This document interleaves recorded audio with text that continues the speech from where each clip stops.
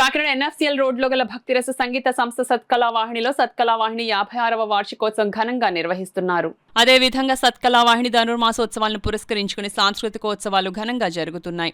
అందులో భాగంగా సరస్వతి గానసభ సంగీత కళాశాల విద్యార్థులతో సంగీత కార్యక్రమం జరిగింది. అదేవిధంగా తిరుపతికి చెందిన తోకల మురళీకృష్ణ నిర్వహణలో భక్తి సంగీతం అన్నవయ సంకీర్తనలు వారి శిష్య బృందం ఆలపించారు. కార్యక్రమానికి సంస్థ వ్యవస్థాపక కార్యదర్శి డాక్టర్ ఈవి కృష్ణమాచార్యులు అధ్యక్షత వహించగా తోకల మురళీకృష్ణ ముఖ్య అతిథిగా పాల్గొని జ్యోతి ప్రజ్వలన చేసి కార్యక్రమాన్ని ప్రారంభించారు. ఈ సందర్భంగా డాక్టర్ కృష్ణమాచార్యులు మాట్లాడుతూ ఈ నెల 14వ తేదీ వరకు జరిగే సత్కళావాహిని 56వ వార్షికోత్సవాలలో భాగంగా జరుగుతున్న సాంస్కృతిక కార్యక్రమాలను ప్రజలు అంతా తిలకించాలన్నారు.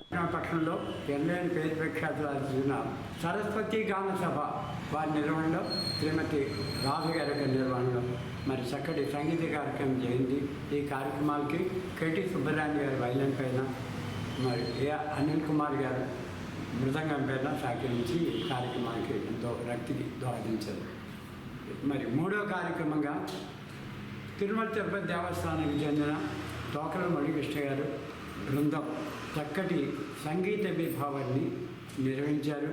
ఈ కార్యక్రమంలో సంగీత విద్వాంసులు తిరుపతి నుంచి విద్యాధర్ గారు, కుమార్ గారు, కుప్పస్వామి గారు ఈ కార్యక్రమాలకి సహకార వాద్యాలు మరి కీబోర్డు, ఫ్లూటు, తబలాతోటి సహకరించాలని తెలియజేస్తున్నాం.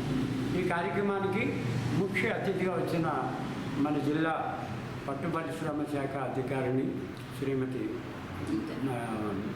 గీతారాణి గారు పాల్గొని కళాకారులందరినీ కూడా మన సంస్థ తరపున గౌరవించుకున్నారు. అలాగే ఈ కార్యక్రమంలో సత్కళ సభ్యులు శ్రీ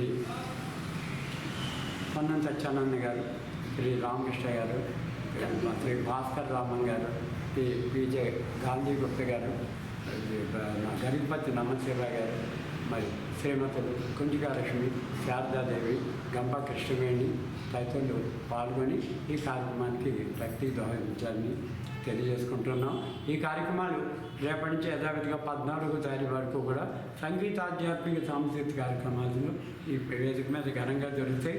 చివరిలో సత్యనారాయణ స్వామి వ్రతాన్ని, గోదావరి రంగనాథ కళ్యాణాన్ని కూడా 13, 14 తేదీల్లో ఈ వేదిక మీద నిర్వహించడం జరుగుతుంది తెలియజేస్తాం.